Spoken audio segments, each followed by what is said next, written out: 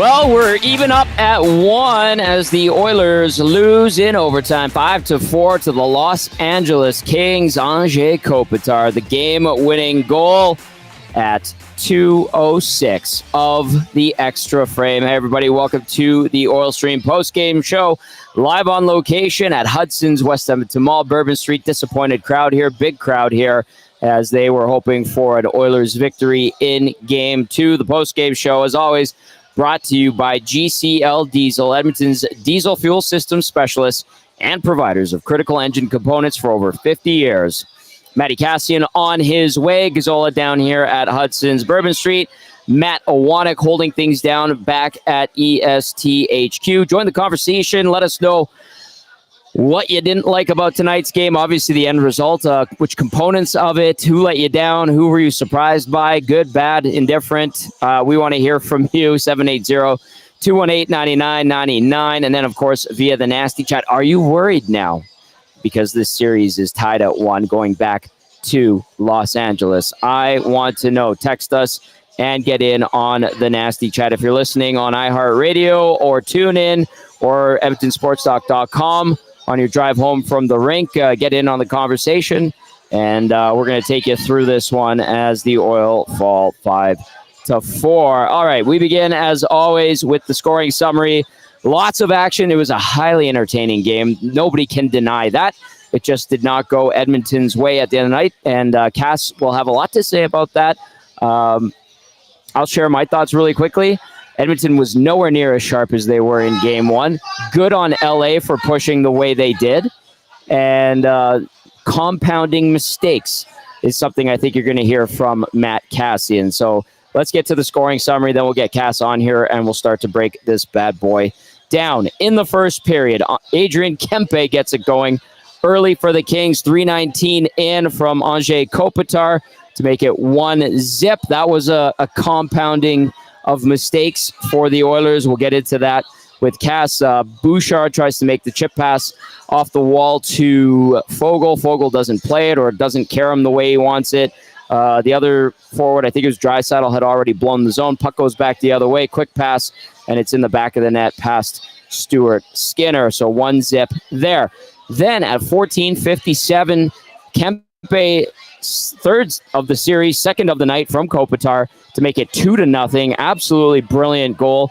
Evan Bouchard played that one very well, where he redirected it, tried to get it out of harm's way, and then Kempe bats it out of midair. Great hand-eye coordination. I don't know how many goalies would have stopped that one, but 2-0 Kings at that point.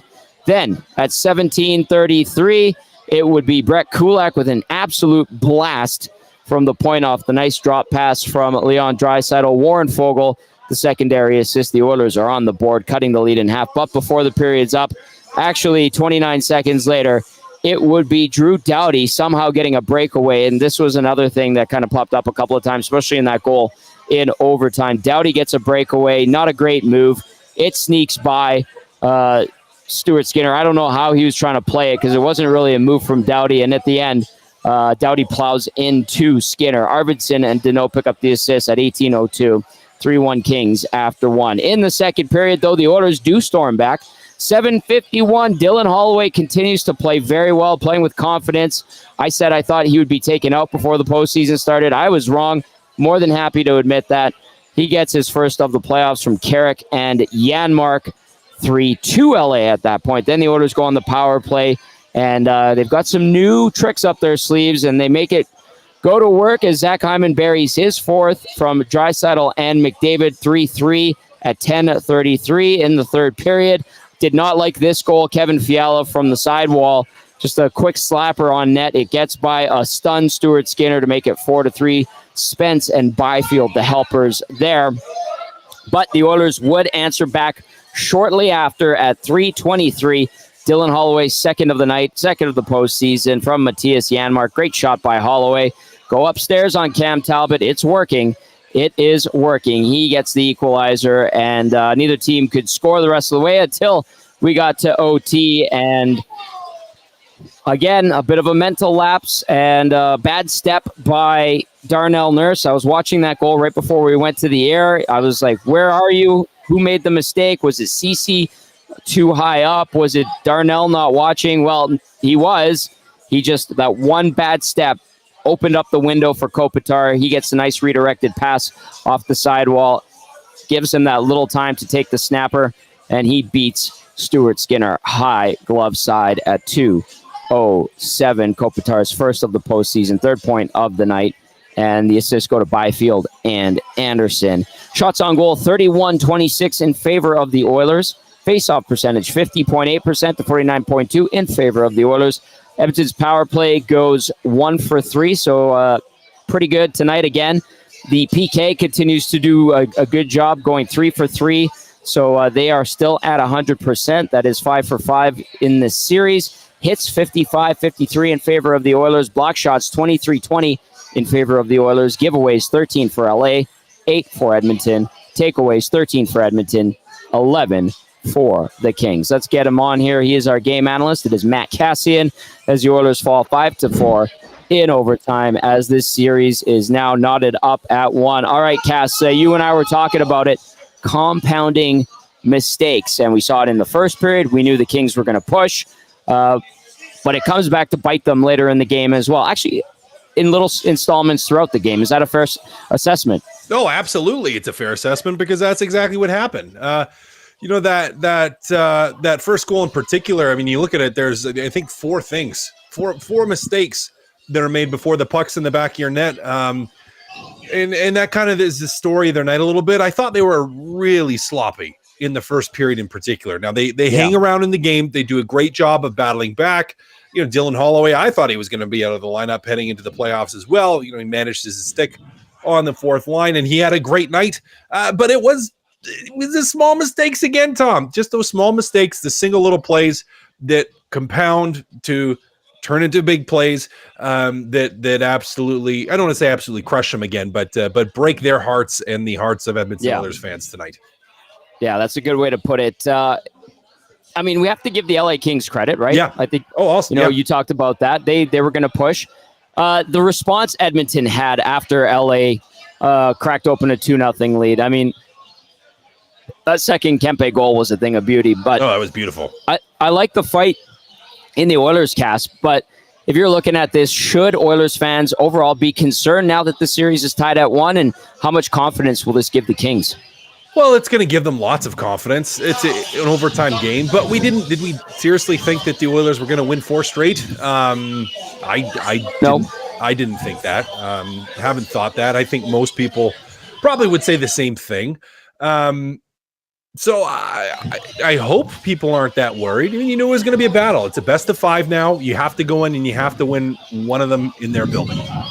Right. And LA won one here. Now you got to win one in their building. And there's a lot of series left, Tom. And yes, it builds some momentum for LA, gives them some confidence. If you could have beat them today, I maybe it would have gone 4 straight if Edmonton would have beat them today, even in overtime. Right. But we knew LA wasn't going to be what we saw in game 1, and they weren't. They played a lot harder. They played a lot better. And I thought the Edmonton Oilers weren't as clean on their execution. So concerned, I'm not freaking out. I mean, it's a 5-game series now. Right.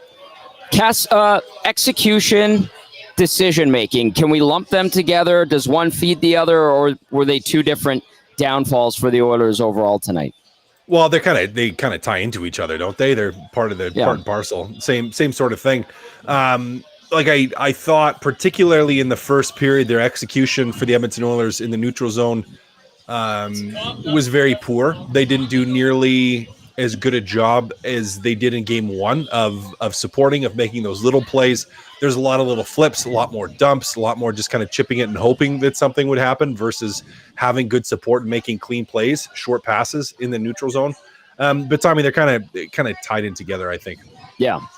780-218-9999. Text us your thoughts, any questions for Cass in terms of the team's play. Okay, let's we can hit on negatives and stuff we didn't like. We'll definitely be doing that throughout the game. We know that the texts are going to come in regard to that. One little wrinkle, I alluded to it during the scoring summary, was you've noticed something about Edmonton's power play. and why they're clicking so far in this series. What did you notice, Cass, and what were you diagramming for me in the press box tonight? Yeah, they're just working in a little bit of a different rotation. They didn't during the season. Now, they alluded to that they had some tricks up their sleeves, and I think this is one of them, where they are running a low switch or a switch at the net front position between Zach Hyman and Ryan Nugent-Hopkins, where depending on where the puck is, if the puck's on Edmonton Oilers, the right wing, Hyman and Ryan Nugent-Hopkins will run a switch, basically to try to create some space to get it, look for a one-timer. For Zach Hyman in this instance, right, to try to draw people to Ryan Nugent-Hopkins, Hyman can try to get lost either in the slot back door or low back door, depending on what he reads in the situation. And, they scored the great power play goal on that play, but they tried to run it a couple times. Certainly something that I noticed that I don't think I saw them do that during the season that I can recall. So it was a little bit of a switch. It's another wrinkle on their power play, and they get a big goal because of it, which is great. It's just too bad that it wasn't like a go-ahead goal and they didn't win the hockey game. Yeah. Okay. Last one before we start cracking into the text. The game winner, where Kopitar had that step on Nurse. I thought, Cass, to me, it was a bad step by Darnell. Kind of, I don't know how to describe it because he didn't turn the wrong way. Maybe he opened up right. Opened up the wrong way, right? No, he opened up the right way. Like he opened up facing the puck. Yeah, it was just too slow. He just either too slow or, he didn't think anything was going to come of it and holds the middle for just a split second too long. Maybe a split second of hesitation in there. Because CC's up the ice on the wall with his winger who made the play off his stick. Fine. That's a good play. It was fine. No, and everyone was where they were supposed to be. Nurse was supposed to be on top of Anze Kopitar in that situation. He just didn't stay on top of him. He got beat. And that's the bottom line on that play. Darnell Nurse got beat in that play. Jason Borley from Hudson's is trying to give you a breakdown of the game. Can't win them all, he says. Can't win them all. Can't make a mistake like that, says Borley. Are you mad at Darnell? Are you mad at Darnell Nurse? The shot was amazing, he says. It was a good shot, too. Yeah. He's conflicted. He's not sure how mad he is. He's thinking about it. There you go. Jason Borley from Hudson's. Yeah. And my dad, and I apologize to our listeners and our viewers, my dad's bothering me now. So if you come down to Hudson's, it's a good time. Everyone's enjoying themselves. All right, let's get into the text line, 780-218-9999, the GCL Diesel post-game show as we roll along here, live on location, Hudson's Bourbon Street. All right, we're going to be on White Avenue on Friday. Book your tables. They were going quickly. Let's go to the inbox, 780-218-9999. We start with Jay in the Park. Says, I think Skinner might have cost them one tonight. How are we feeling? Cass, what would you say about Stu Skinner? I'll just say this really quickly. Did not like the Doughty goal. No. Definitely did not like that goal by Fiala. No, I didn't like those two either. They weren't great. I was trying to tell on the Fiala one. Did that get tipped? Because I couldn't. I think it was straight. It looked like he was just startled that the puck came to the net. He was waiting for a pass. Ball. It was a knuckleball. I knew it had some down low. It had some flutter to it. But yeah, I didn't like that one either. Didn't like the Doughty one. Now the one thing I'll give you with the Doughty one, if you watch it, he keeps his left pad up because he's anticipating having to push. So he thinks Doughty's pulling it across. So he keeps that pad out because he's ready. His right pad's on the ice. Left inside edge of his left skate is on its edge, ready to push across because he's anticipating Brown's going to, Doughty's going to pull it back across in front of him. Now with Ryan Nugent-Hopkins gets his stick in there, so it doesn't happen and it ends up going in. But yeah, you still don't like it. Don't like to see that one. So yeah, they weren't great ones. Kopitar, that was a good shot on a breakaway. So I guess we could look at it and say, well, yeah, there weren't things that, Stuart Skinner didn't steal them that game. I still don't think he lost them that game. He didn't steal them the game. He didn't lose them the game. Again, it was mistakes that put players in positions where he shouldn't have to be. Like, is Darnell Nurse not staying on top of Anze Kopitar the whole way. Right. It was Ryan Nugent-Hopkins not recognizing the D pinch, not being back early enough to support, to give up a breakaway by Brown. So it's like there's other things that are going on that have kind of led to it. I mean, I think it's easy to jump on Stuart Skinner because he's the last one the puck goes by. But the reality is that for most of those, now maybe not on the Fiala one, but on the other goals, that wasn't just him. Yeah. And really the one Kempe one, like, come on, that's goal of the year material, man. it was pretty unbelievable. Like a deflected was a puck great goal out of the air. Yeah. That was pretty crazy. 780-218-9999. The Oilers lose game 2, 5-4 in overtime. Let's go to Taco. Says props to LA. The Oil played from behind all night. The worst part of this loss is that the Oil blew an opportunity to win a game with depth scoring when the Stars weren't producing. Andy Pandy says not panicking, Tommy, but come on, Skinner, make one expletive save. I have it here. I have to get it ready. One save. Brutal. 22-23. Skinner coming out of the gates again. Embarrassing. Talbot was way better. Stole it from the Oilers. Andy Pandy. I don't know, Cass. We just talked about it. I'm not putting it on Stu Skinner.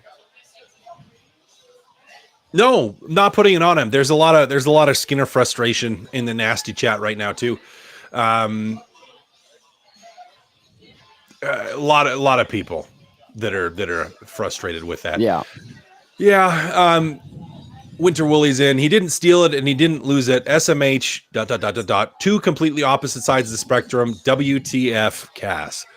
Well, yeah, he didn't steal the game and he didn't lose in the game. I don't understand how that's coming in on two opposite ends of the spectrum. Like Stuart Skinner was okay, wasn't great, but he was just okay. Now at the other end, Cam Talbot was also just okay. Now he made a couple big saves, but he also let in some goals where you're kind of like, oh, that wasn't necessarily the best goal in the world. And even for that, like it's just the reason that I'm not pinning it on Stuart Skinner is that you had a team in front of them that made, as we have talked about, compounding errors, multiple errors in a row that led to some of those opportunities. Aside from the Fiala one, the Fiala one wasn't the one that's it didn't lose them the hockey game. So I don't know. Right. I'm not jumping all over Skinner, but I think people are upset, emotional. They're emotional, they're sad, and for some reason they don't realize that it's a 7-game series. So yeah, RJ texted in 9 goals in 2 games to the Kings is awful. If they don't lock down defensively, they're never going to win a cup. Talbot actually outplayed Skinner tonight. Not a good sign. Talbot did make a few great saves. I will give him that. EA says exactly what happened against Las Vegas last year. What a brutal performance.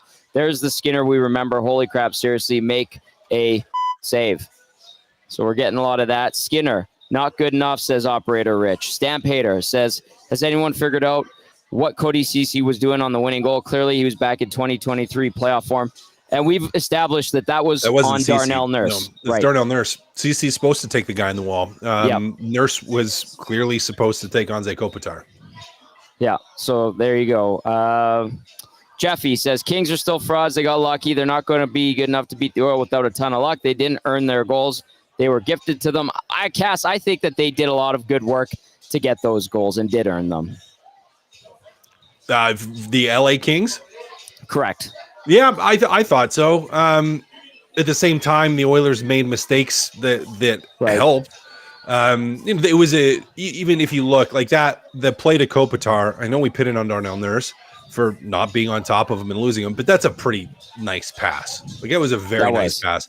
And the LA Kings did work for it today. They were physical, they played hard, they were much better in the neutral zone. They I don't want to say they eliminated Connor McDavid, but they slowed Connor McDavid down to where he wasn't a huge factor in this game tonight, which if we're going to look at things that the Edmonton Oilers need to fix, or players that need to play better, he needs to be better. But the LA Kings played very well. They, as we figured they would. And DB was on before the game, who covers the LA Kings, and he talked about how much better they can be. And we saw a very much improved version of the LA Kings in this game compared to game number 1.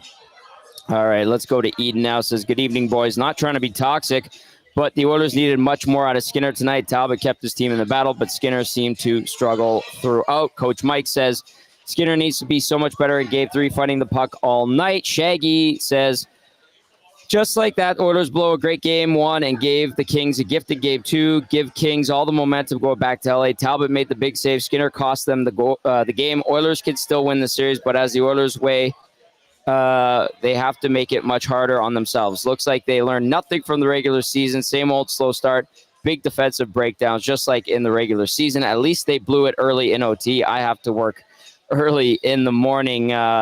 This one from Dirty Curdy says, buckle up for a long series with that tending new Jano show. And let's go to Chase, who says, our puck luck literally cannot be worse. What else do we have? SJ and the Kootenay. Skinner has been below average again, concerning. And then Hontorio Mums, there he finally says it. What the heck was Nurse doing on that OT goal? Skinner woof. Kane has been rocked more than I have ever seen due to his hernia. I actually thought Evander Kane gave them some jump and had some legs in this game. And Cass, I asked you what it's like to deal with athletic pubalgia. It and sucks. You said, yeah, and I thought he's had some jump. I'm not going to lie to you. I've kind of been impressed considering his situation. Yeah. I liked his jump today. I thought he battled today. There's a couple instances he on the forecheck where he didn't create an instant turnover, but he turned the play into 50-50 battles, won the battles, and created a few offensive opportunities because of it. I thought he battled hard today. I liked his game. I thought, didn't look like he had athletic pubalgia out there, Tommy, but I have had it. It does hurt. It's not fun. Now, it depends on the severity of it. We don't know exactly how bad it is, but he did battle through tonight. Who I don't think had a good game, Tommy? Who? Corey Perry. No. Okay, thank you. We were talking about this. Yeah. One shift in the first period, couldn't clear the puck 3 times, takes a big hit. And then, Cass, there was some trouble in the neutral zone with Perry. What's the deal there? What are you seeing? Yeah, it was a bad game. He had an off night. Corey Perry had an off night. He did not play very well tonight. Didn't like his hockey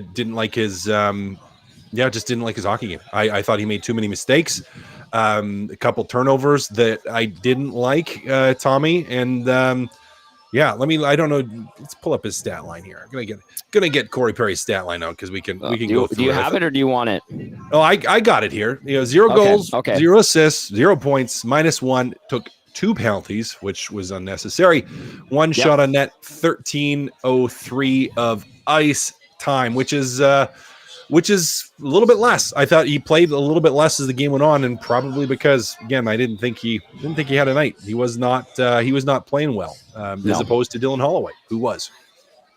780-218-9999. Tom Gazzola and Matt Kassian with you. I'm on location, Hudson's, West Edmonton Mall, Bourbon Street. Despite the Oilers' 5-4 overtime loss, still quite a few orange and blue jerseys in here, finishing up their beverages and wrapping up what was a fun night until Anze Kopitar, 2:07 of overtime, put the game to bed with his first of the postseason. 3-point night for Kopitar. A couple of assists on Adrian Kempe's first and second goals of the night. I will add that portions of this hour brought to you by 100.3 The Bear, Edmonton's best rock. Catch Dusty Nielsen with Uke and McCord weekday mornings, and then tune into Jess Jackson on your drive home from work every afternoon. All right, Cass, let's see what's being spewed our way. Not that we're not immune to this or not at all used to it, because we certainly are. Let's go to Nook. Says, fun game to watch. Brutal ending, though. I know a lot of the bounces were lucky, but Skinner has to make one of those saves. Can't let 5 goals in and expect to win, not even with the offense the Oil can bring. Only worried if he keeps playing like that. Nurse needs to worry more about defense than offense. Good for Holloway, though. Refocus and get it done next game. Nook. Cass, as I was reading that from Nook, I was wondering to myself, were the Oilers overconfident today? Perhaps a touch? I don't think so. I don't think they were overconfident. I had to think on that for a second. I think LA just played a lot better, and Edmonton didn't quite push back as early as they should have. I mean, they still took the game to overtime, Tommy. Right. They still battled back into it, but LA had the lead, and LA is much better at playing with the lead. And it's going to take some time and some patience. And as we had seen Edmonton really all year, battle back in games where they were like, okay, let's not freak out. We can just work our way back into it. Just keep playing the same way. We're going to get some chances. And I think they ended up getting that, and they got to a point where they were tied and took the game to overtime and had some chances in overtime as well. Just about a couple seconds before the Kopitar goal, they just about put it away. A couple chances in front of the net and a little bit of a scramble. So, right. I don't know. I don't think they were overconfident, Tommy. It didn't strike me as like them playing a game where they're like, oh, we're just going to go out and this is going to be easy. Now, squeezing the sticks, maybe a little bit nervous, maybe, or surprised by the pressure that LA was bringing, maybe, but I don't think overconfidence. It just crossed my mind because the choices, like we already established, were not the best. The execution, as you alluded to, not the best. And that started out of the gate with LA's pressure because we knew LA would come out strong in the first 5 to 10. They did get that first goal. They even got a second one on a brilliant play by Adrian Kempe. And then the Oilers still clawed their way back into it.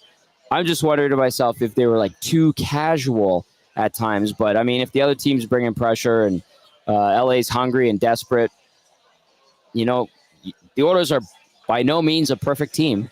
So they're just as susceptible as 31 other teams to caving to pressure. So they bent and cast. They broke a little bit tonight.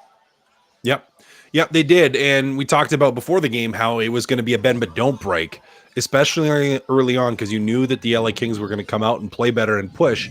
And they broke. They did. They broke. Now they fought back into it, got back into the game, and gave themselves a chance. But they were chasing ultimately the whole game. Never led the whole game. They were either behind or they were tied. Mm-hmm. And it's not ideal. Again, not an ideal situation to be in that situation.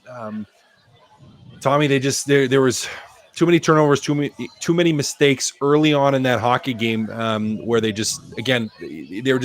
were chasing too much, way too much chasing over the course of the game.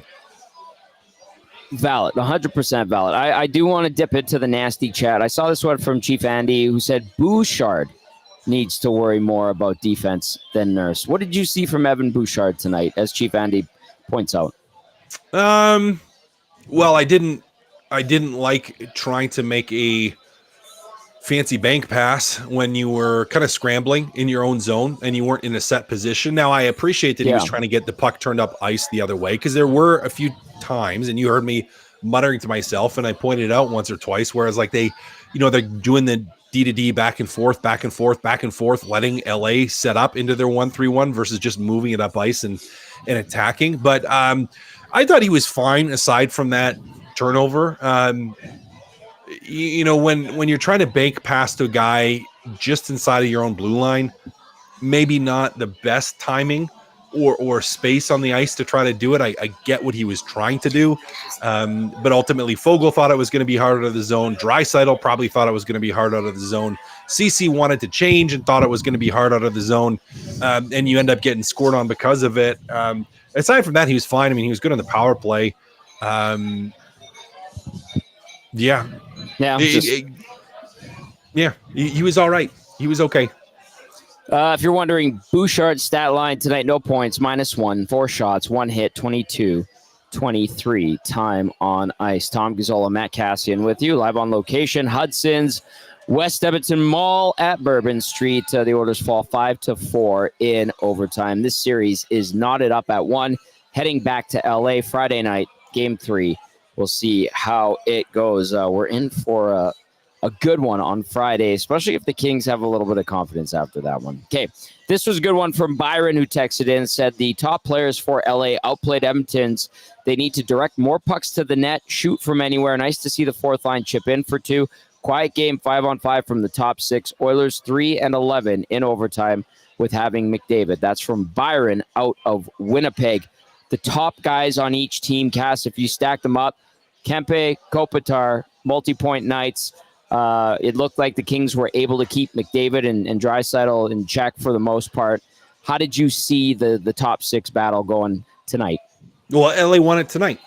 Edmonton won it game 1. LA won it tonight. Now, the bottom 6 helped Edmonton out in that they did enough to get them through, Dylan Holloway in particular, to pull them along. to get them to overtime. But it was a quiet night for McDavid in particular, not as much Leon Draisaitl, but I thought for Connor McDavid, it was a quiet night.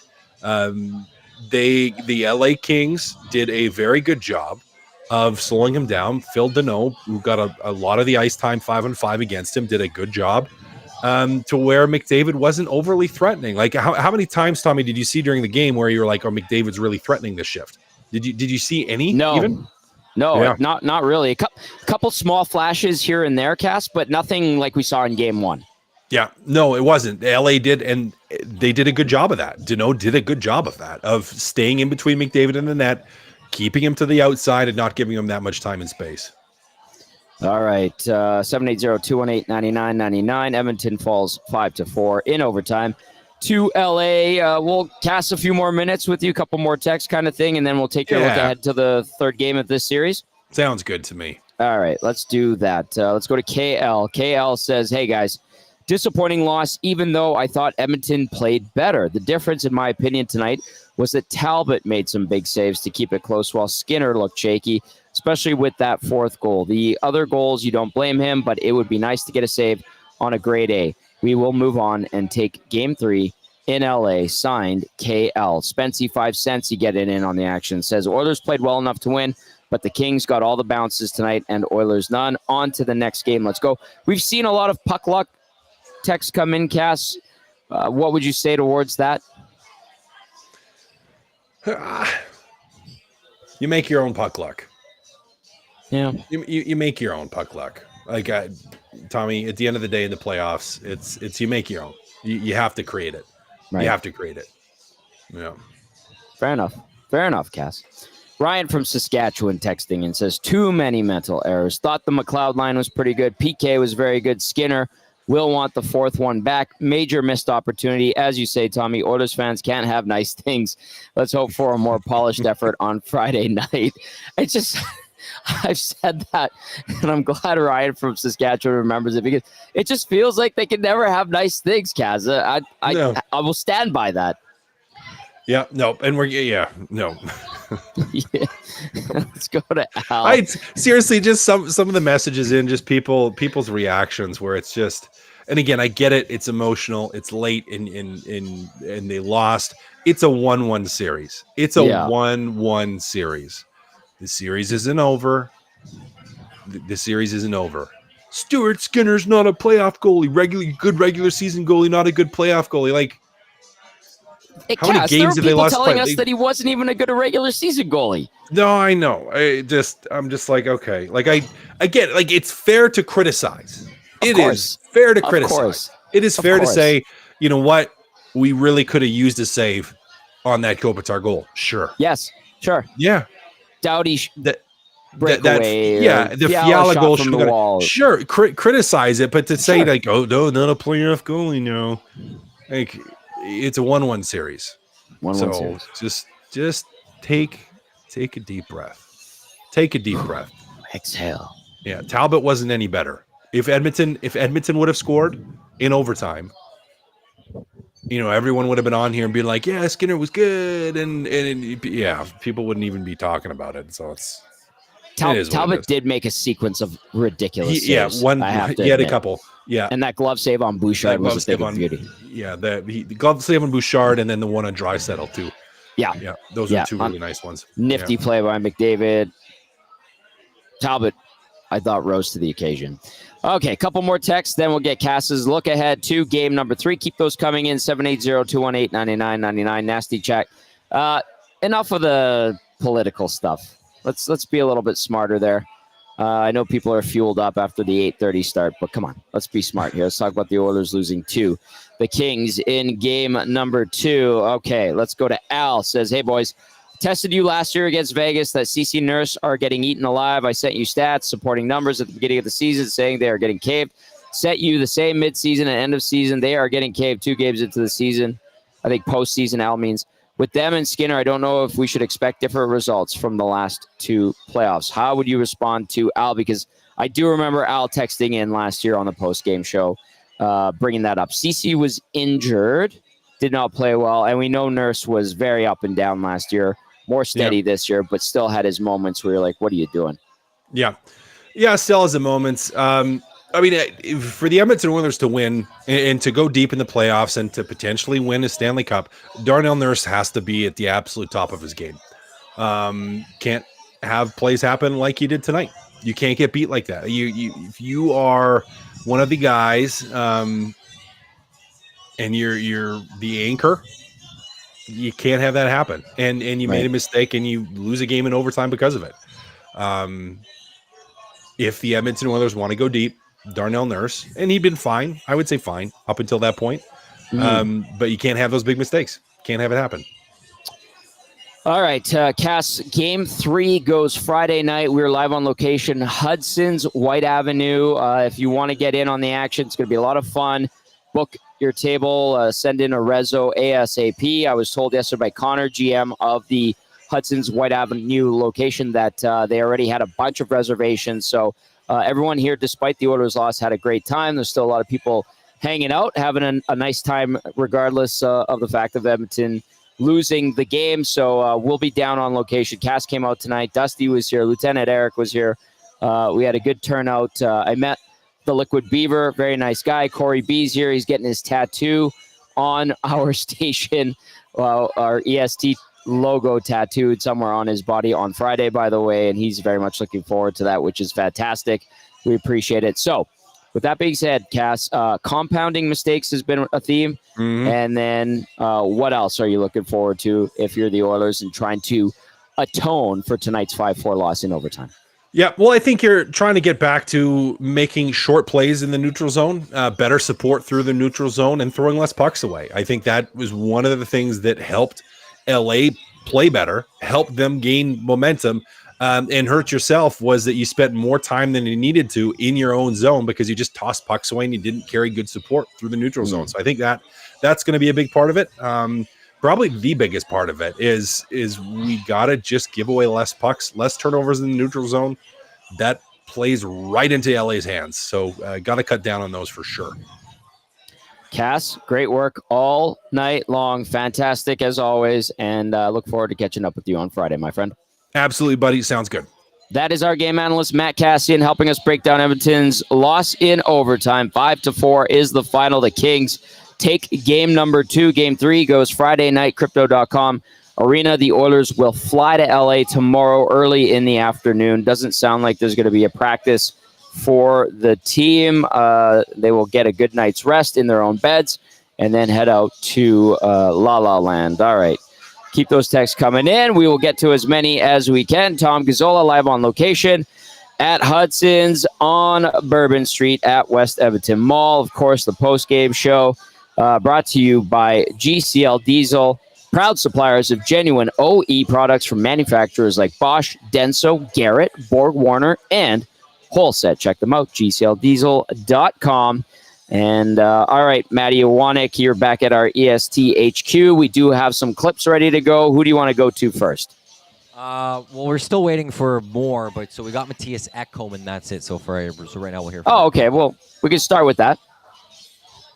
It looked like Byfield kind of struck it and then ended up on Kopitar's stick. Sort of typified night. It was a bit of a weird night for bounces, and then it ended up back.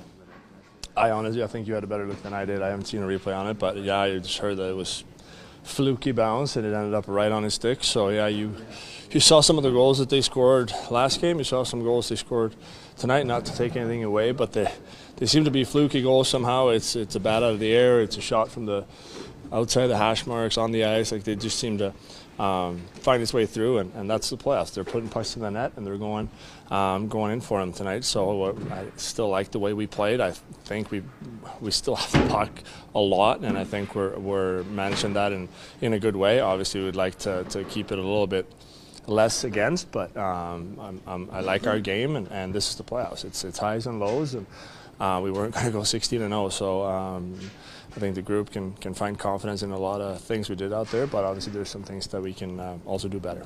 Matthias, is that just that you feel like you guys are still in complete control within games so far of this series? I don't think I've ever said that Well, I don't think any team in this playoffs are in complete control of anything. It's the playoffs. It's the best teams in the world. So there's going to be moments in games where, nobody has control. So being said that, I've liked the way we played. That's if that's what you're asking. And again, I thought tonight, too, we had chances to score more goals. But as we said earlier, I'd like to cut a few defensively, and instead of maybe increasing offensively, I think our offense is fine. Do you think you speak to Holloway's game? Yes, he's always had it. Like, it's just been a matter of him finding it himself, and I think he's in a great spot right now. He's playing well. He's not thinking out there. You can tell the difference. Just the time I've been here in the beginning, I thought he was thinking maybe a little bit too much, but now he's trusting his instincts. He's got a heck of a shot. He showed it twice tonight, so he's been great for us here come down the stretch. Highs and lows here, like this maybe a good thought of not getting too high after a game one win, not getting too low after a game two loss. Kind of good teams can sort of, like, how did you guys react in here after? No, it's as you're saying, it's about managing it, and I didn't think we were too high at all after the first win. I didn't think we were any bit too low after this one. We knew OT anything can happen, and they're a good team over there. So still, again, like the way we've played, and I think everybody in here feels good about our game, and that's what we're focusing on. When you have the odd bounces go against you, is it almost more frustrating? Did you have to stay more calm, where sometimes you can credit them for just a good play, but you seem to have a few odd bounces go against you? Well, it works both ways, right? That's what it is. Like, I was on for a couple of them tonight, and I'm trying to look myself in the mirror and see what can I do better. But sometimes the bounces just happen. I don't know if there is anything I could have done better, but at the same time, when they do make good plays on you, then they obviously have broken you down. So I don't think that's the case here. I feel like there's not a lot of offensive time for them where they just hem you in and they just keep coming. I feel like that's more what we do. So in that regard, I'm still pretty happy with the way we've played. The physicality, Matthias, did you guys, as a concerted effort as a team, to step that up in this game? Yeah, I think we had it. We showed themselves in the first, but obviously when you go down a goal too, it's a bit of a wake-up call for the whole bench, and I think we responded well in that regard, and didn't take any retaliatory penalties or anything like that. So I think the physicality has been good. You guys knew this was going to be tough. Does this kind of illustrate how tough it's going to be? I guess both yes and no. Again, I thought we played a good game. I thought we had the puck most of the night, and again, they're going to have their looks, they're going to have their bounces, but again, I still like the way we played, and hopefully we can build off of that. All right, there was Matthias Ekholm. He said, hey, I was on for a few of their goals. Yeah, Ekholm tonight, -2, 1 shot, 2 hits, 22-20. Time on ice. Time now to get to the Christopher Boyle big save of the game. Of course, brought to you by Christopher Boyle, business owner, tax saver. Chris Boyle strategically works with both businesses and families with strategic planning and risk management like a goalie, protecting the net. I know a lot of you thinking, not Stu Skinner tonight. I get it. Shielding your paycheck from unforeseen events like illness or hospitalization and ensuring your family's financial stability in the face of unexpected circumstances. ChristopherBoyle.net to check him out if you need some advice on taxes, risk management, and all of that, which is important in maintaining financial stability. Oh, all right.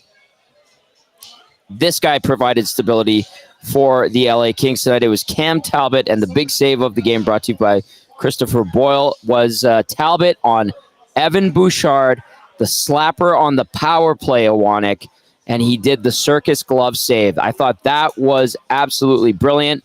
And then I will also give props to Cam Talbot with that nice sequence he had. I believe it was on that same power play where he was going cross ice, stopped Draisaitl on one of them, made a few other stops on that one. That was the difference maker, and the Kings were able to sneak a couple by Stu Skinner that weren't particularly fantastic goals, that's for sure. Yeah, Chris Boyle save of the game is definitely that circus glove save on Evan Bouchard, and I don't think a lot of people are going to complain about that decision for tonight, right? No, I think you absolutely nailed it right there. It's one of those where, I thought you would have started with the Draisaitl save, but Cam Talbot stood on his head in a few moments in that game, and that helped propel the Edmonton Oilers to losing this hockey game because the LA Kings just, going into this series, we knew Cam Talbot's going to steal a game potentially. And maybe this is the game Cam Talbot steals for the LA Kings. He killed Oilers fans with kindness yesterday, didn't he? He really did. Good karma. Didn't he? He really did. He's a good man, and you know what? The hockey gods giveth, and they taketh. And they gaveth to Cam Talbot because he was so nice to Oiler fans who were giving him the Talbot. He's a good man, made some big saves, and came at the expense of the Oilers trying to take a 2-0 series lead. We're all knotted up at 1. All right, this guy buried 2 tonight. He is up-and-comer with a lot of confidence, earned his spot on the roster in the postseason. He is number 55 for the Oilers, Dylan Holloway. That's probably pretty disappointing for you guys. Yeah, I mean, that stings. I felt we played a good game. A tough bounce there at the end. But, I mean, it's a long series. We knew we were going to have to battle through adversity, so we're just focused on the next one. Well, for yourself, 2-goal game, you feel like you just look a lot more comfortable than maybe a few years ago, or even from Monday night. Yeah, I mean, feeling confident. I think playing with Yanni and Sammy, they're 2 great players, and they're making some nice plays and making it easy for me. So, credit to them, and then credit to our team for being so resilient. But yeah, ultimately we didn't get the win, so it doesn't really matter, I guess. And you're shooting the puck too. Both shots were really good shots. Yeah, thank you. Yeah. 5 goals against tonight. What do you think happened defensively for you guys? I mean, just some tough bounces.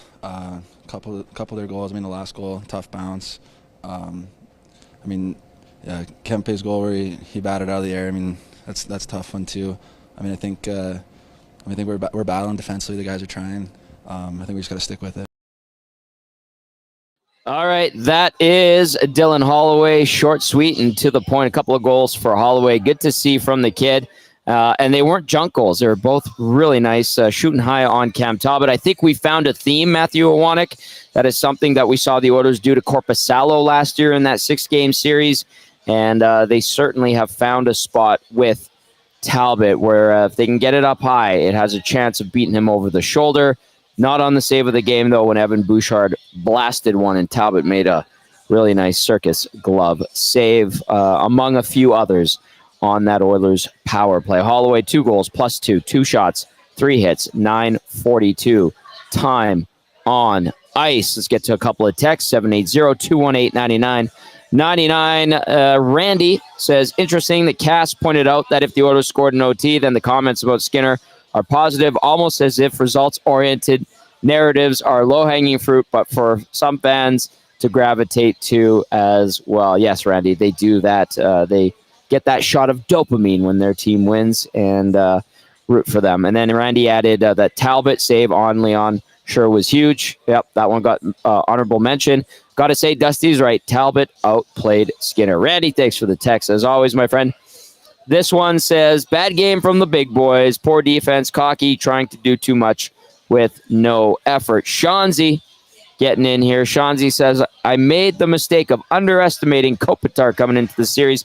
I said that Adrian Kempe was going to be the X factor against the Oilers, and sure enough, he was. Oilers stopped hitting and playing with an edge. It definitely hurt them. McLeod needed a goal on that breakaway, 100%. Skinner didn't lose this game. Holloway was a bright spot for the Oilers, who need to come back harder Friday. That's from Shanzi. Good to hear from you, Shanzi. Calgary Glenn says, it sucks that the Oilers lost, but they'll be fine. Edmonton needs some better puck management in their own zone and reduce some of the chances against. Yes, compounding mistakes, as Matty Kassian called it. We saw that a bunch today from the Oilers, and it did cost them. It caught up with them because the Kings were playing well, and they pushed and pushed and pushed, and they broke through a couple of times for show. All right, let's go to this one from Farmer Jack. Says Skinner didn't even move his glove till after the puck was by him. Glove hand dropped and was way too low. Proper positioning would have made for an easy glove save. Corey B, a little sense he wants to knock it to everybody. Says, everybody settle down. It'll be all right. Corey B coming in on Friday to get his Edmonton Sports Talk tattoo. Kind of excited to see how that goes. Corey B is a good trooper. All right, let's go to RBM and Ken, and then we'll go back inside the Oilers locker room following their 5-4 OT loss. Keep those texts coming in, 780-218-9999. RBM says Kings definitely had quite a few lucky bounces for sure. A lot of these things balance themselves out over a series. I am liking Kane's game. Is that guy just basing his opinion off that one hit he took when he was looking at the puck? LOL. Again, settle down, people, says RBM. And then Ken says, Tommy, have you been driving back and forth from Hudson's and Rogers the last 2 games? That's not a short commute from West Edmonton Mall to Ice District. No, it's not. There's no traffic in the second intermission when Dusty, Cass, and myself made our way back, and Matthew Iwanek back to our EST HQ. All of us were on location in our seats at the press box in Rogers Place.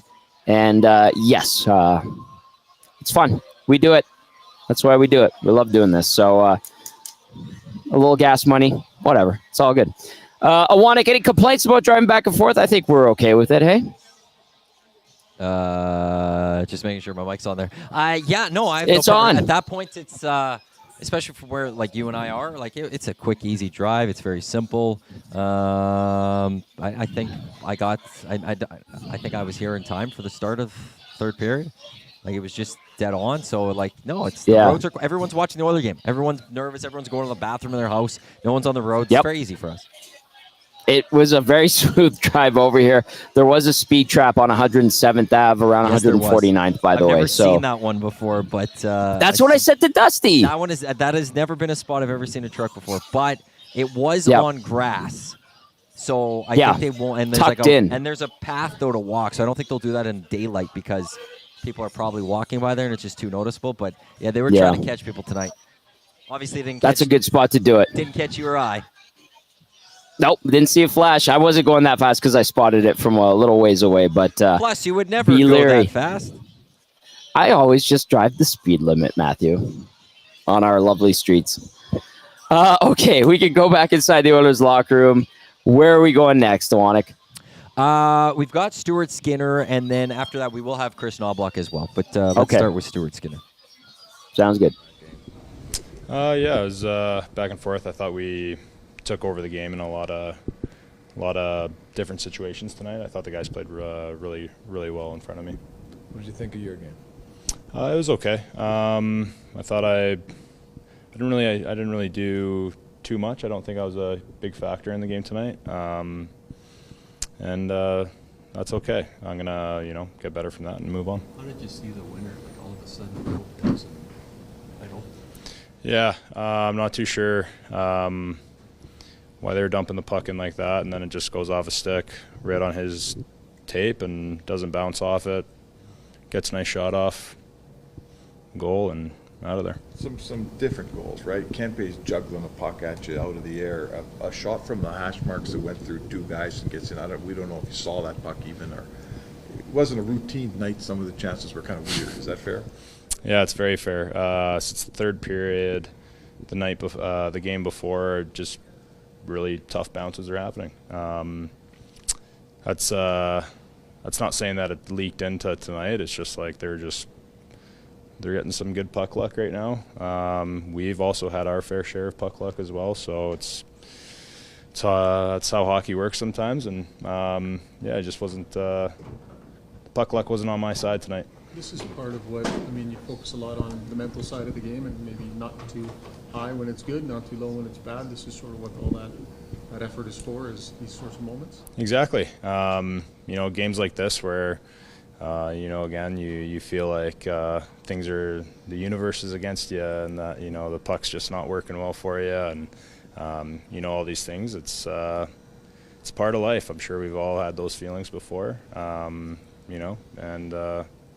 it's part of playoffs too. Like I'm sure I'll feel this again at some point. I hope that I get to feel this again at some point if we get on a stretch here. The takeaway for tonight is just kind of wash it out. I know who I am. I know my game, and I'm going to get back to work. Stu, you've talked about I know goalies feel they can save every shot. right? But when it's one that's coming out of nowhere, bouncing off guys or stuff, is it harder sometimes to be like, well, what's going on here? Where it's going off skates and kind of through traffic, where it's different than if a guy just beats you and you whiff it on your glove. Yeah. Talking about that, like the first goal, Kempe made a nice shot, but that's a shot that I saw, and I can stop a puck like that. Now Kempe's second one, where it goes off 2 different sticks and maybe a skate, it's a little bit more difficult to see kind of what I can learn, how I can play that better. But again, like, hockey players make great plays. Kempe got a stick on it. That's great hand-eye coordination by him. It's a good goal, and I think you're exactly right. Like, you just gotta, move on and move forward, and sometimes those types of things happen. Stu, just to follow that up, is that hard luck or bad bounce, this kind of thing, is that easier for a goaltender's stomach, or is it kind of more difficult because it's just kind of frustrating? Talking to you guys right now, 15 minutes after a game, it's a little frustrating. But give me an hour and I'll be all right. The Doughty goal, it looked like you were waiting for him to make a move. I'm sure you guys could ask him the same thing, but he was wanting to go backhand, and Nuggy actually made an unbelievable play, and I just kind of got caught in the mix of things and didn't read it well and snuck it in 5-hole. But that's kind of stuff that's happening. Every shot that they take, it seems to hit off a guy's stick and hit off a skate, and then again, like they're able to make some plays. So some things that we all get to learn as a unit and move on and get better from this. Speak to Holloway's game tonight. This looked like he arrived tonight. Amazing. Yeah, he was great. I even thought the last game too. Like, even though he didn't score a goal the other night, he was doing his job so well, and that's what you get out of him. He plays his role really well. He's a fast skater. He's got lots of skill, and he knows how to grind down low too. So I'm an amazing player to watch, and I'm really proud of him for getting those 2 goals. They were huge goals. And as a goalie, he's got a shot too. Sometimes he doesn't use that shot. He wants to dump it in and grind. Yeah, sometimes you got to pick your spots, right? Sometimes, and I think that he's got the smarts to do that. I think he found some areas on the ice where he was able to get the puck and get a quick release on, and obviously he got rewarded for that tonight. But playing in the NHL, sometimes it's hard to find that good ice and get a nice shot on. So I think he has picked out his spots really, really well, and he was able to give us a chance tonight to win. Stu, their 4th goal with the Fiala one, did it take a little bounce there in front of you, or did it reach? I think it reached me clean. I to be honest, I couldn't see a thing. I think Byfield did a great job, and I think that their whole team does a really good job in general, getting good traffic, and that's an amazing lesson learned for me. For the rest of the series, I know that they're going to do that, so it's a really good spot for me where I get to, enjoy learning that lesson tonight. Stu Skinner there, 21 saves on 26 shots, 5 pucks get by him. He's going to enjoy learning that lesson. If you haven't already figured it out and you're thinking, what the heck's Stu Skinner talking about? He went through this thing. He was reading about positivity, the mental game, and all of that. That's how he approaches it. So he's looking to atone, certainly, and he's not dumping on himself. But that's how he kind of handles the situation when he has a bad performance. So there was Stuart Skinner, and tough night for him. He's going to look to bounce back. All right, Owanik, we do have some more audio to get to. Who is up next? We still got Chris Knobloch to hear from as well. I think this is the final piece of audio from the Oilers locker room tonight. All right. Of tonight's game, where you guys had chances, you guys came back, and ultimately it wasn't enough. What are your overall thoughts after? Yeah, I thought in the first period, we dug ourselves a big hole, down 2-0, 3-1. But after that, I thought we played a lot better, especially in the second period. And for me, it just felt like if we were able to get the lead, we could have finished the game. But we never quite been able to do that. A lot of kind of hard luck chances around your goaltender, Stuart Skinner, but he did allow 5 goals. What do you make of his performance tonight? Yeah, no, I thought there was a lot of, not as bad as the other night, with unfortunate events in Game 1 where broken stick, 2-on-0, and 2 off our defenseman skates. The first game I thought he played really well tonight. not that any of those goals were bad. You look at some of them, the game-winning goal, that breakaway, another breakaway, Doughty loses control of the puck. So I think not faulting him on any of those goals. Chris, one of the positives tonight was Dylan Holloway's game. What did you see in him tonight offensively on top of all the forechecking and stuff that he's given you before? No, he played really well tonight. I was very happy with him, obviously skating and the confidence of him shooting the puck. The catch and the release has been something that he's worked on a tremendous amount in the past 2 years here. And, it's paying off. Played a really good game. Quite a bit, a lot of talk about bounces and such, Chris, but I mean, you guys got down earlier in this game. There were some mistakes made. Like, how much is there for you to clean up, you think, after this game? I think a lot of there was clean up. We didn't get a puck out in the first goal against, beat up on back check. And they are a good team. They're going to get chances, but I felt that we were giving them some opportunities that I don't think we needed to. If you compare the two nights, just overall quality of play, I mean, how much of a difference was there, would you say, from what you output tonight from game one? Well, I think probably the biggest thing was I don't think we generated quite as many chances. And I think that chances just being able to move the puck out better and catch them on line changes, stuff like that. I have a feeling after the game, and then when I'm watching it, it's never as good as I thought, and it's never as bad as I thought. So I'll reserve that judgment for later. Chris, given how game one went for you guys, was that the sort of response from the Kings that you expected to see, particularly given the veterans like Kopitar and Doughty that they have on their group? Absolutely. We were expecting a much better game from them. At times, we controlled a lot of plays in game one, and we knew that was not going to happen for long periods of time. In game two, we were expecting a strong start from them, and they definitely gave it with the 3 first period goals. In the playoffs, sort of everything is magnified, and then comes on you really quickly. How do you think Stuart Skinner is equipped to put this in the rearview mirror and be himself for game 3? Oh, I've seen him take ownership and accountability and come out really solid and play superbly. And I have no doubt that he can do that. I'm not sure when it was. Sometime in December, I think we're playing Florida, or one of those games, or about that time. Might have been Tampa Bay. But, we played a game, let in 6, maybe 7 goals. I'm not sure what happened there. And, he took ownership. It was ownership on, I don't think it was that bad. It was just the chances we were giving up. And after that, he just went on a stellar run. So, anytime he's had an off game, he's always been able to play really well for us. In that first period, when the Kings scored the 3rd goal, or in that first intermission, did you ever entertain the idea of making a change in goal? Did you think about taking Stuart out of the game? No, I didn't. Chris, you guys dumped it in a lot more tonight than you did in game one. Was that a result? What did they do different, and maybe what were you doing that you weren't able to carry the puck in the zone as often as you did in game one?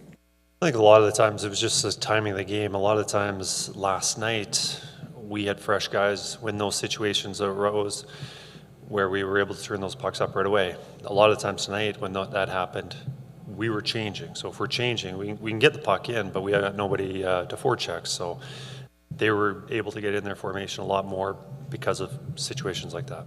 And did you get an explanation when they had whistled it down? It looked like the Kings had 6 guys on for a brief moment. Did you get an explanation why? They did have 6 guys on the ice, but and I believe the guy who was coming on the ice and the guy that was going off had nothing to do with the play. So it was the right call from what I saw. Okay, there's Chris Knobloch. Yes, there was the one that looked like a blatant too many men. I thought it was. Cass and I looked at each other like, how'd they not call that? Did the guy from the Kings not have possession and dust it off before he let it go? Chris Knobloch evidently was okay with it. It is not the reason why the Oilers lost this game in overtime. All right, we're winding things down. You can still text us. We're going to get to a few of those, but before we do that, We need to get to the Damon Bunting Remax Elite Player of the Game. Damon Bunting, consistent, top-producing realtor, of course, in Greater Edmonton and among Western Canadian Remax realtors. He and his team would love to help you find that right home or make the move from your current home. Check him out, DamonBunting.com, or visit his Instagram at Damon Bunting Real Estate. And as is tradition, I hand it off to Matthew Owanek, because YouTube Trev is not in today. Under the weather. Get well soon, Trev. Owanek, who is the Damon Bunting Remax Elite Player of the Game? Going to the LA Kings, going to the guy who scored the first 2 goals, that's Adrian Kempe, but partly because of that second goal. That second goal and how he just batted nice. out the air and put it right behind Skinner.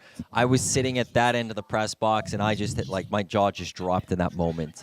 Same. He had a great game. 2 goals. That was the second goal. But that goal in itself, to me, elevates him so that he's the player of the game. So I'm giving it to the Kings, Kempe. That's just a beautiful goal. There's just nothing else. The hand-eye coordination, the way he handled all that. There's what you cannot blame Skinner. I know there's a lot of criticism. No. That one. There's no blaming of Stuart Skinner. That's just a beautiful play by Kempe. Great Deserves goal. the credit. He gets the Damon Bunting Player of the Game. Well done. He was impactful, and he's always dangerous against the Edmonton Oilers. All right, let's go to Andrew in London, Ontario. Great job, by the way. Matthew Owanek on the Player of the Game, brought to you by Damon Bunting Remax Elite. Let's go to Andrew in London, Ontario. Like I said, says he's not pinning the loss on Skinner, but he has to come up with a stop on the breakaways. It's about timely key saves in games like that. Terrible soft play by Bouchard. Puck goes across ice, and the second goal out of midair. He had no chance. Got to come up with a timely stop on one-on-one breaks. Oil's still taking it. LA, just a blip, a stepping stone. That's from Andrew in London, Ontario. Let's go to Spruce Grove Rick. Spruce Grove Rick says, boys, what is the problem with this team? Play poor after big wins all the time. Spruce Grove Rick adds in that also goals at the start and end of periods. Oh, my God. Spruce Grove Rick also adds that he's the brother of Leduc Dan. They have had that issue this year. That is a good point. The goals at the start and end of periods, those piss coaches off beyond belief, and they kill momentum. They suck the life out of your team. They deflate the sails, all that stuff. Yes, it has troubled this Oilers team, but they're not the only ones that are struggling or have struggled with it this year. Thanks for the text, Bruce Grove. Rick, let's go to Neil from Nanaimo. Says, stand by. Skinner Stu is so composed in interviews. He'll show it translates into the next game on the ice. And then Neil from Nanaimo also says, can we calm down just a bit? Lay off Skinner, chanting Talbot for 3 hours, then laying into Skinner after a solid performance. Not his best, but solid. Really, not a good look on Oilers fans. Oilers persevered with depth from behind, got away from the game plan a bit, giving some good rushes to the Kings, but I believe they'll go back to the patient game in LA if Knobloch has anything to say about it. And that's Neil in Nanaimo sending that text in. Let's go to this one. Says, hey, fellas, is it that they still haven't shaken the cocky after a big win syndrome? Either way, we know they weren't going to go 16-0. 16-1 is fine, though. I asked Cass about the cockiness, and he didn't really bite on that one. So that's something that crossed my mind as well. Tyler and Terwilliger, I'm already exhausted by the fan base reaction. Holy smokes. Relax, everyone. Tyler and Terwilliger, I think a lot of people agree with you, and I think a lot of people also are not surprised. Atif, Wheels texting in, says, tough loss. It was expected LA would change things up and play better. I'm interested to see how Stu handles the away crowd this year. Hopefully better than last year. Oilers in 6. Kyle says, biggest disappointment from tonight is that I haven't even finished my OT whiskey. Otherwise, yeah, teams make their own puck luck, but Oilers fans shouldn't be worried. Let's go to Jay in St. Albert. 3 goals on Skinner that could have been saved. Even if one is saved, it is a different game. That's the loss. Jay in St. Albert. Huff Daddy. Skinner was okay. Not great, but okay. Talbot was just okay-er, says Huff Daddy. And Joel winds it down with, the Oilers need to watch these videos. A lot of coaches. Thank you, Joel, for that. Let's see what you guys are doing in the nasty chat. Mike Smith says, don't you agree? Don't you think Skinner is partially to blame and needs to pick up his game? Mike Smith, I think that those goals that he let in against Fiala and Doughty were bad. And I'd like to see him make those saves. And I think if he is going to stay true to his word, he is sharper on Friday. And I still have faith in him if I'm looking at it from an Oilers standpoint. It ain't going to go smoothly en route to a long run in the postseason for any team. So we'll see how the Oilers bounce back. I did like the way they fought back as a team in this game, even though they didn't have their best game, even though they weren't executing, their puck decisions weren't particularly great. They still gave themselves a chance to win. So I'm not overly concerned, but it does give LA life. Going back to Crypto.com Arena, how will this Oilers team handle things? I do give them credit for their calm, cool, collected demeanor. So we'll see if the maturation comes through on Friday night. Last words from you, Matty Owanek. What do you say? Yeah, I'm a little disappointed in the Oilers play tonight. I just surprised how they, you gave up 5 goals to the LA Kings. Like, let's be real here. This is a keen team that we've talked about, the 1-3-1, that they're not going to score a lot of goals, and somehow you allowed 5 goals. Not a good enough performance. Does it change my opinion of the series? Absolutely not. The Oilers are a good enough hockey team that they go take care of business with the LA Kings. In the end, when you look at this, the Oilers didn't play great today. We saw what happens when the Oilers can play great in this series against the LA Kings. They will dominate. So I expect a great bounce back from the Edmonton Oilers in Game 3. I expect them to learn from this game. And initially, I had the Oilers in 5. I thought Cam Talbot would steal a game for the Kings. I thought it would come in LA, not here in Edmonton. But it's still somewhat working that way. So hopefully the Oilers bounce back and learn from this. But I'm not one of those people thinking that, now we've got a series. I'm still not there yet. I still stand by my Oilers in 5 as well. Tough pill, but even with their B game, they had a chance, and they blew it. I'm just kidding. And you know what? LA played hard.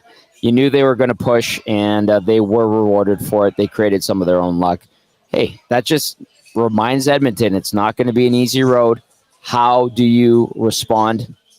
We'll find out on Friday night. That is going to do it for the Oil Stream post-game show presented by GCL Diesel. A big thank you to everyone who came out tonight and hung out with us at Hudson's Bourbon Street at West Edmonton Mall. We are live on location once again, like we are all playoffs long. Hudson's White Avenue on Friday. Make sure you book your reservation. Sounds like it is going to be busy as the Oilers look to bounce back from this 5-4 OT loss at the hands of the LA Kings. Series is knotted up at 1, heading back to La La Land. Big thank you to everyone who tuned in, texted in. We appreciate you. Hit the thumbs up on your way out.